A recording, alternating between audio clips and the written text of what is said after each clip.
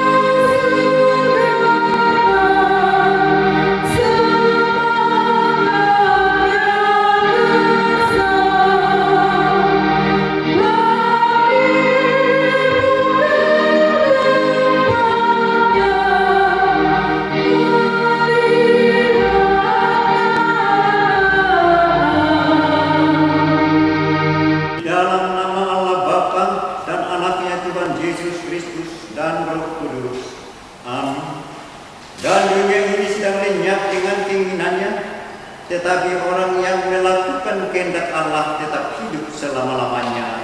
Haleluya.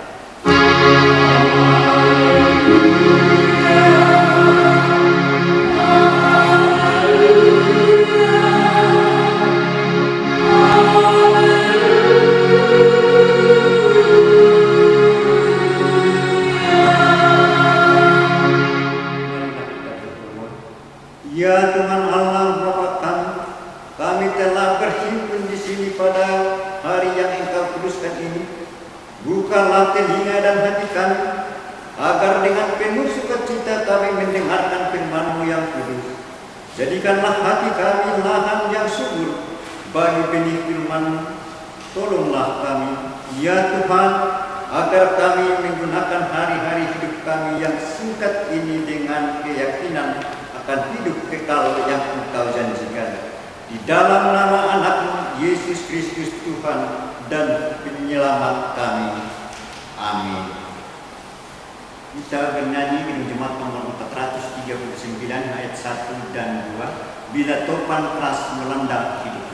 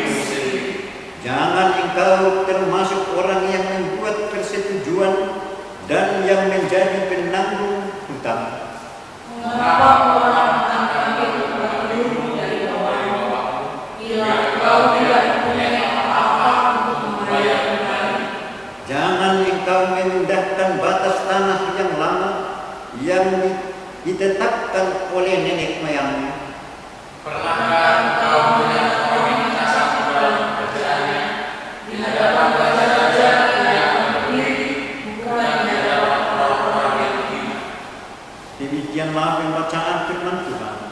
Yang berbahagia ialah mereka yang mendengarkan firman Allah dan yang memeliharanya. Amin. Kita bernyanyi Kidung Jemaat nomor 436 ayat 1 dan 2. Lawanlah godaan.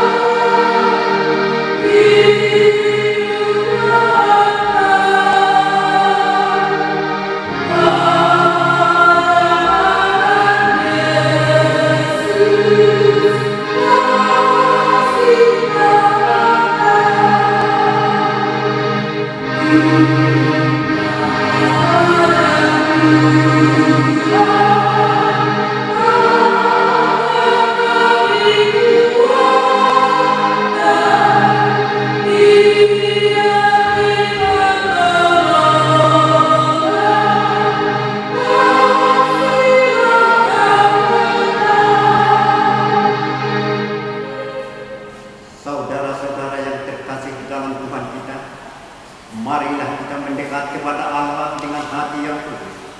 Marilah kita mengaku dosa-dosa kita kepada Allah Bapa dan memohon pengampunan dosa kita. Marilah kita berdoa. Ya Allah Bapa kami yang Maha Kuasa dan Pengasih, kami datang ke hadapan-Mu untuk mengaku dan menyesali dosa-dosa kami. Sejak hari kelahiran kami sudah bergelimang berdosa dan tiada kebenaran di dalam diri kami, sehingga kami semuanya memuja sesat yang telah melakukan. Kami sadar dan kami menyerahkan diri kepada-Mu, karena kami Allah Maha Kasih dan Maha Penyayang.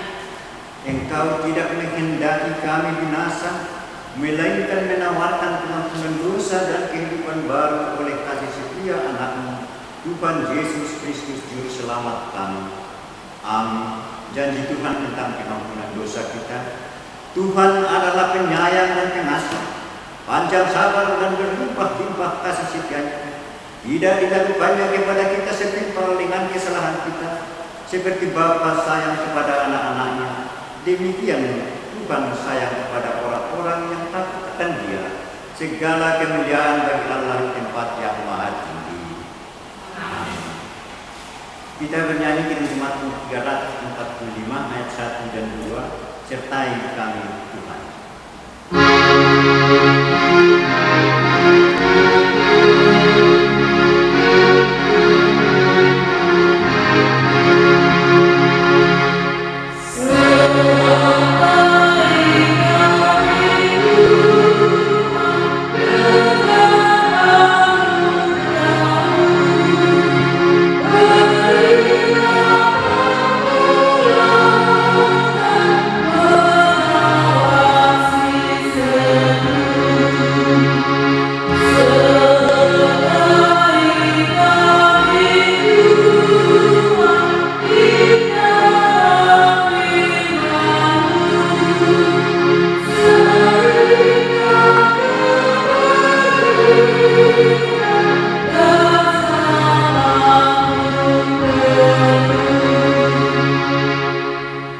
Petunjuk hidup baru. Mari kita mendengar petunjuk hidup baru, yaitu yang diambil dari Ibrani 12 ayat 5 dan ayat 6. Demikianlah firman Tuhan. Dan sudah lupakah kamu akan nasihat yang berbicara kepadamu seperti kepada anak-anak? Hai anakku, janganlah anggap enteng didikan Tuhan, dan janganlah putus asa apabila engkau diperingatkannya.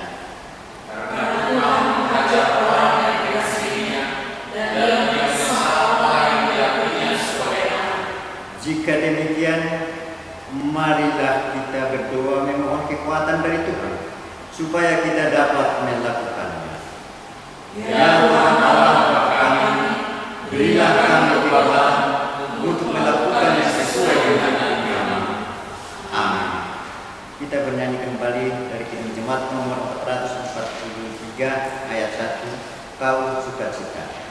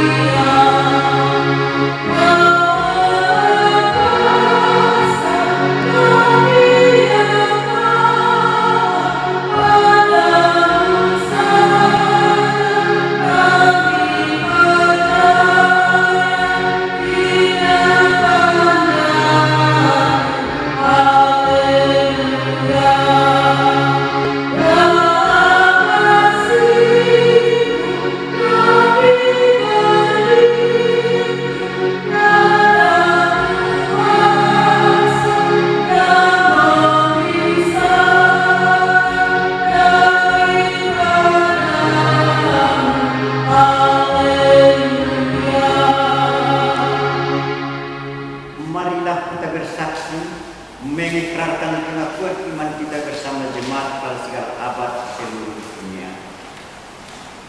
Aku percaya Kepada Allah Bapa, Halik langit dan bumi.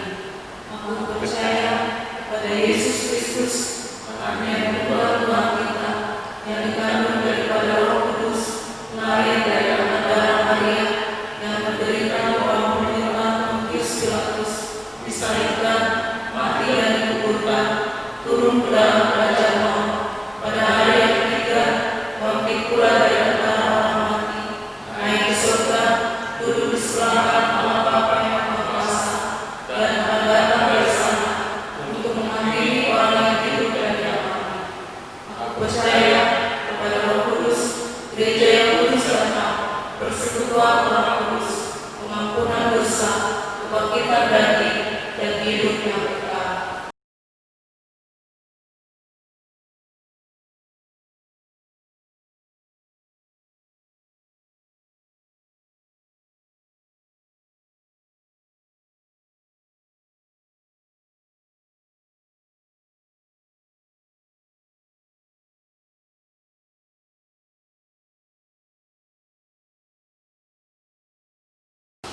kita bernyanyi kembali dari PKJ nomor 239 ayat 1 dan ayat 2, perubahan besar.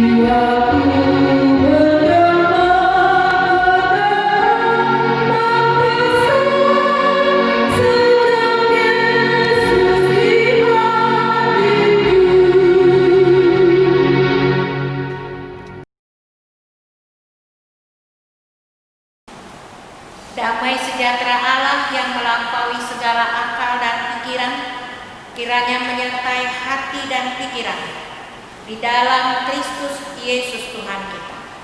Amin. Salam bagi kita Bapak Ibu Saudara-saudara.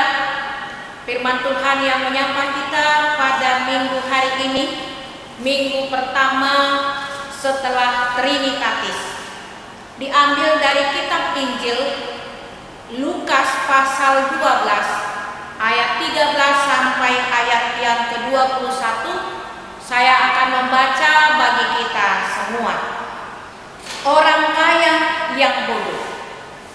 Seorang dari orang banyak itu berkata kepada Yesus, "Guru, katakanlah kepada saudaraku supaya ia berbagi warisan dengan aku." Tetapi Yesus berkata kepadanya, "Saudara, siapakah yang telah mengangkat aku menjadi hakim atau pengantara atas kamu?"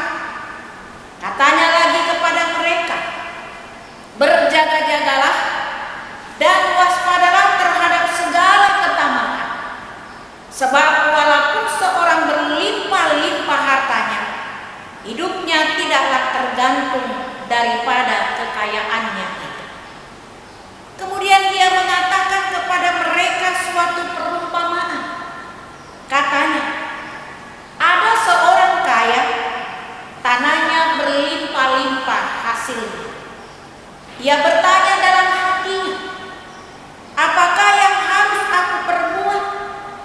Sebab aku tidak mempunyai tempat di mana aku dapat menyimpan hasil tanah. Lalu katanya, inilah yang akan aku perbuat. Aku akan merombak lumbung-lumbung dan aku akan mendirikan yang lebih besar, dan aku akan menyimpan di dalamnya segala gandum dan barang-barang. Sesudah itu aku akan berkata kepada jiwaku, ada padamu banyak barang, tertimbun untuk bertahun-tahun lamanya. Beristirahatlah, makanlah, minumlah, dan bersenang-senanglah. Tetapi firman Allah kepadanya, hai engkau orang bodoh, pada malam ini juga jiwamu akan diambil daripadamu, dan apa yang telah engkau sediakan, untuk siapakah itu nanti? Demikianlah jadinya dengan orang yang mengumpulkan harta pada dirinya sendiri, jikalau ia tidak kaya di hadapan Allah. Demikian pembacaan firman Tuhan. Bapak Ibu saudara-saudara terkasih, salah satu cara Yesus untuk mengajar sesuatu hal kepada orang banyak adalah dengan perumpamaan. Sebab perumpamaan merupakan salah satu cara untuk membuat para pendengarnya lebih mudah mengerti maksud pengajaran yang disampaikan oleh Tuhan Yesus. Jika kita membaca kitab-kitab Injil, ada banyak perumpamaan yang telah disampaikannya. Salah satu perumpamaan yang kita bahas saat ini adalah tentang orang kaya yang bodoh. Siapakah yang dimaksud sebagai orang miskin dalam teks ini, dan bagaimanakah maksud dari pengajaran Yesus ini? Marilah kita ikuti penjelasan dalam hal ini. Bapak Ibu saudara-saudara, dalam teks ini kita temukan ada seorang yang meminta kepada Yesus supaya Yesus mengatakan kepada saudaranya untuk membagi warisan. Yang meminta kepada Yesus ini adalah seorang laki-laki. Bagi orang Yahudi, laki-laki pasti akan menerima atau mendapatkan warisan dari orang tuanya, dan jika ada warisan peninggalan daripada orang tuanya tersebut, anak sulung memiliki hak istimewa, yakni dia akan menerima 2 kali lipat dari warisan peninggalan orang tua. Anak sulung memiliki kedudukan atau otoritas istimewa menggantikan ayahnya sebagai kepala rumah tangga. Oleh karena itu bisa saja ada ketidakpuasan adiknya laki-laki dalam pembagian harta warisan karena 2 kali lipat yang diterima oleh anak sulung laki-laki atau yang paling sulung dalam keluarga. Dan hal ini bisa saja membuat hubungan di antara keluarga atau kakak adik atau adik dan abangnya bisa menjadi retak. Nah, yang bertanya pada Yesus itu ingin sekali dibela dan didukung oleh Yesus tentang pembagian warisan dengan abang atau adiknya. Jadi kemungkinan yang pertama yang bertanya itu adalah seseorang yang merasa dan mendapatkan ketidakadilan akan pembagian harta warisan, sehingga ia meminta Yesus untuk turun tangan. Kemungkinan yang kedua adalah bahwa ia datang kepada Yesus supaya Yesus mengubah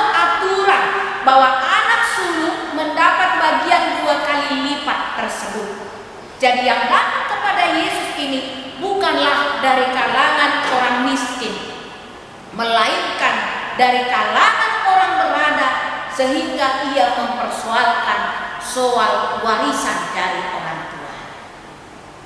Saudara-saudara yang terkasih, bagaimana Yesus menjawab permintaan yang bertanya datang kepadanya? Yesus menolak keinginan dengan berkata bahwa Yesus atau bahwa dia bukanlah seorang hakim untuk membagi harta warisan. Dia bukanlah seseorang yang bekerja untuk membela kasus seseorang tentang hak waris. Dalam hal ini bukan berarti Yesus membiarkan terjadinya ketidakadilan atau kejahatan sehingga dia tidak mengurus soal pembagian warisan tersebut. Tetapi Yesus mengetahui persoalan abang beradik ini dimotivasi oleh ketamakan harta. Kemudian Yesus memakai kesempatan ini untuk memberi pengajaran kepada orang banyak tentang ketamakan akan harta dunia. Yesus berkata, Yesus mengatakan, berjaga-jagalah. Yesus memberi sebuah peringatan supaya orang banyak itu berhati-hati agar setiap mereka tidak dirasuki oleh ketamakan atau harta dunia. Bukan ingin mengatakan harta atau uang itu jahat, melainkan hati manusia yang lebih mencintai harta dunia daripada Tuhan, itulah yang harus diwaspadai. Sebagaimana dikatakan Yesus tadi, berjaga-jagalah. Bapak Ibu saudara-saudara, Yesus mempertegas pengajarannya soal ketamakan ini melalui perumpamaan tentang seorang yang kaya yang bodoh. Begitu banyak hasil ladang orang kaya ini, sebab dia adalah seorang tuan tanah. Karena begitu banyak hasil ladangnya itu sampai tidak ada lagi tempat untuk menyimpan hasil panen selanjutnya, sehingga ia merombak lumbung-lumbungnya untuk mendirikan yang lebih besar lagi, supaya gandum dan barang-barangnya dapat muat di lumbung tersebut. Bapak Ibu saudara-saudara, apakah hal yang demikian salah? Orang kaya dalam cerita ini bukannya salah untuk merombak lumbung-lumbung, tetapi yang salah pada orang kaya yang bodoh di dalam cerita ini adalah karena sifatnya yang egois. Tujuan hidupnya hanya berfokus pada dirinya sendiri. Harta yang dia miliki tersebut ibarat air laut yang semakin diminum maka akan semakin haus. Dia membuat hartanya tersebut menjadi jaminan di dalam kehidupannya. Dan melalui ucapannya pada ayat 19 dapat kita lihat dia katakan, sesudah itu aku akan berkata kepada jiwaku, jiwaku, ada padamu banyak barang tertimbun untuk bertahun-tahun lama. Beristirahatlah, makanlah, minumlah, dan bersenang-senang. Dalam hal ini sepertinya orang kaya ini meniadakan keberadaan Allah dan ia menggantungkan diri serta hidupnya pada hartanya tersebut. Bapak Ibu saudara-saudara terkasih, dalam cerita dalam perumpamaan ini, lalu Allah berkata kepada orang kaya tersebut bahwa pada malam itu juga jiwanya akan diambil daripadanya. Ketika nyawa seseorang telah diambil, tentu semua harta yang dikumpulkannya akan tinggal dan tidak akan ada yang bisa dibawa. Inilah kebodohan.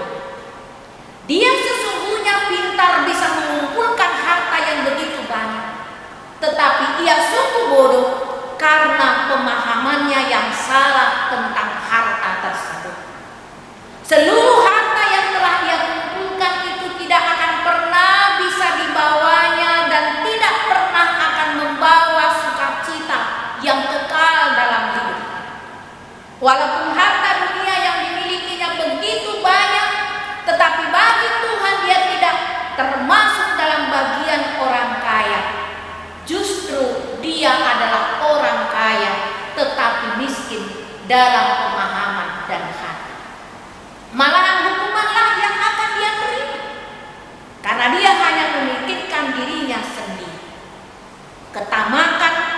atau pelit atau kikir dalam hal ini adalah dosa, karena hati dan pikiran telah dipenuhi oleh hati harta dan cinta akan uang. Bapak Ibu saudara-saudara, jika kita lihat yang terjadi saat ini, begitu banyak persoalan yang muncul dalam keluarga akibat pembagian harta warisan peninggalan orang tua. Dalam pembagian yang tidak adil pasti akan ada yang merasa menjadi korban karena mendapatkan bagian yang tidak sesuai dengan harapan. Dan juga pasti ada yang bersikap tamak yang menginginkan bagian yang terbesar. Yang pasti masalah bisa muncul dalam persoalan warisan jika ada sifat ketamakan di dalam. Karakter itu muncul dalam diri seseorang yang hanya memikirkan dirinya sendiri. Jika ketamakan sudah memasuki diri seseorang, maka ia akan selalu merasa kekurangan dan tidak pernah akan merasa puas akan harta itu. Kemudian ketika ia mendapat bagian jauh dari yang dia harapkan, bisa jadi dia akan menghalalkan segala cara atau dengan cara-cara kejahatan hingga kepada pembunuhan demi mendapatkan yang dia mau.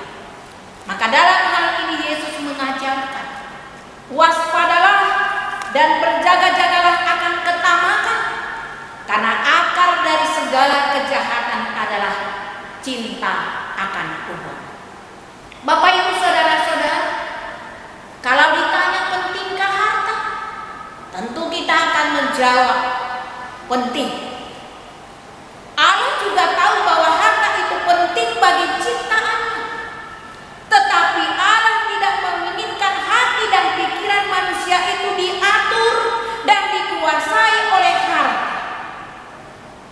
Allah tidak menginginkan manusia lebih mencintai harta itu daripada mencintai Tuhan, sehingga ia mau melakukan segala cara demi harta dan uang. Allah tidak mau tujuan hidup manusia itu hanya untuk harta. Tetapi Allah menginginkan manusia itu bekerja dengan baik, mendapatkan hasil dari pekerjaannya untuk hidup dan berbuat sesuai dengan kehendak Allah. Allah menginginkan harta itu untuk melengkapi hidup manusia, supaya manusia semakin hidup baik dan hidup dalam syukur untuk segala sesuatu yang ia miliki. Amsal 3 ayat 9 berkata, muliakanlah Tuhan dengan hartamu dan dengan hasil pertama dari segala penghasilan. Maka biarlah melalui harta yang kita miliki, kita semakin memuliakan Tuhan. Bapak Ibu saudara-saudara terkasih, di masa-masa sulit, masa pandemi yang kita pergumulkan sampai saat ini, tentu mengingatkan kita semua untuk mau berbagi kepada orang-orang yang membutuhkan, untuk mau peduli, karena dengan demikianlah kita memuliakan Tuhan dan menjadi kemuliaan baginya. Tuhan kiranya memberkati kita sekalian dimanapun kita berada. Amin, kita berdoa. Terima kasih Allah Bapa di sorga atas sapaan firman-Mu yang telah mengingatkan kami supaya kami tidak hanya memikirkan hal-hal yang berkaitan dengan harta dunia ini saja, tetapi kami memikirkan ada harta yang kekal yang Tuhan sediakan bagi orang yang percaya kepada-Mu. Biarlah kami mensyukuri apa yang Tuhan berikan, dan apa yang Tuhan berikan kami juga dapat berbagi kepada orang-orang yang membutuhkan. Tuhan juga mengingatkan kami lewat firman-Mu bahwa hidup kami tidak sepenuhnya tergantung kepada kepada harta duniawi ini saja, tetapi hidup kami tergantung kepada Tuhan Sang Pemberi hidup dan sumber dari segala kehidupan kami. Oleh karena itu, biarlah kami semua mengarahkan seluruh hidup kami dan tergantung hanya kepada Tuhan. Terima kasih Bapa, berkatilah kami dimanapun kami berada, dan lewat firman-Mu kami dapat menjadi pelaku-pelaku firman yang melakukan seturut dengan kehendak Tuhan. Dalam nama Yesus kami berdoa dan mengucap syukur. Kita bernyanyi dari Kidung Jemaat nomor 433 ayat 1 ditambah ayat 3.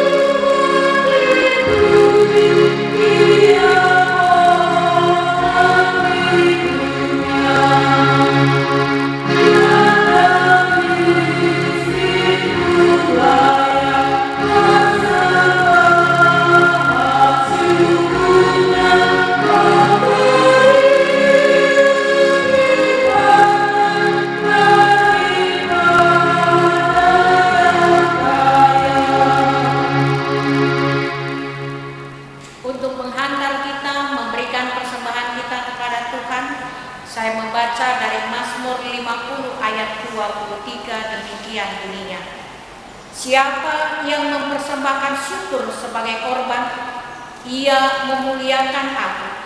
Siapa yang jujur jalannya, keselamatan yang dari Allah akan kuperlihatkan kepadanya. Amin. Mari kita memberikan persembahan kita. Marilah kita mendoakan persembahan kita ini kepada Tuhan. Kita berdoa. Ya Allah Bapa kami yang ada di surga, kami mengaku dengan setulus hati, Engkaulah sumber segala berkat dan karunia dalam hidup kami. Di sini kami mempersembahkan kurban syukur kami kepadamu. Terimalah persembahan umat-Mu dan berkatilah menjadi alat kesaksian, persekutuan dan pelayanan jemaat-Mu ini. Jadikanlah hidup kami persembahan yang berkenan kepadamu, dan pakailah hidup kami untuk turut menghadirkan tanda-tanda kerajaan, kasih, keadilan, sukacita, damai, sejahtera di seluruh dunia ini. Bukalah hati kami oleh Roh Kudus-Mu, agar kami senantiasa mengucapkan syukur kepadamu. Di dalam nama Yesus Kristus Tuhan kami. Amin.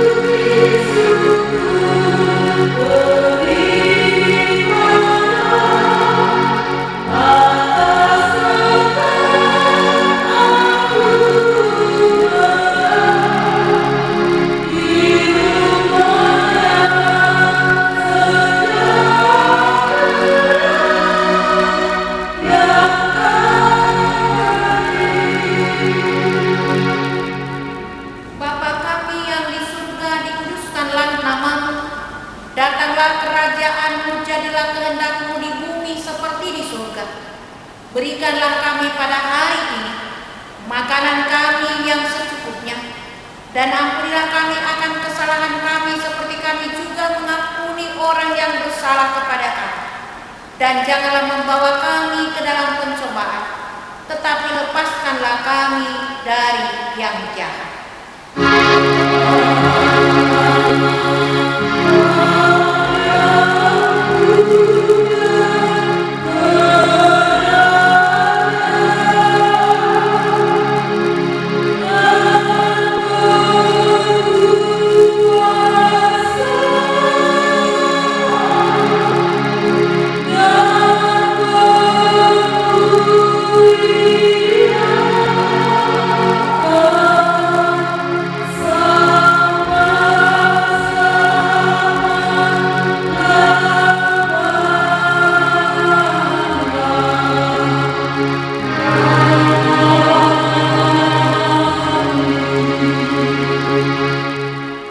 Terimalah berkat Tuhan dan jadilah pelaku firman. Tuhan memberkati engkau dan melindungi engkau. Tuhan menyinari engkau dengan wajah-Nya dan memberi engkau kasih karunia. Tuhan menghadapkan wajah-Nya kepadamu dan memberikan damai sejahtera. Amin.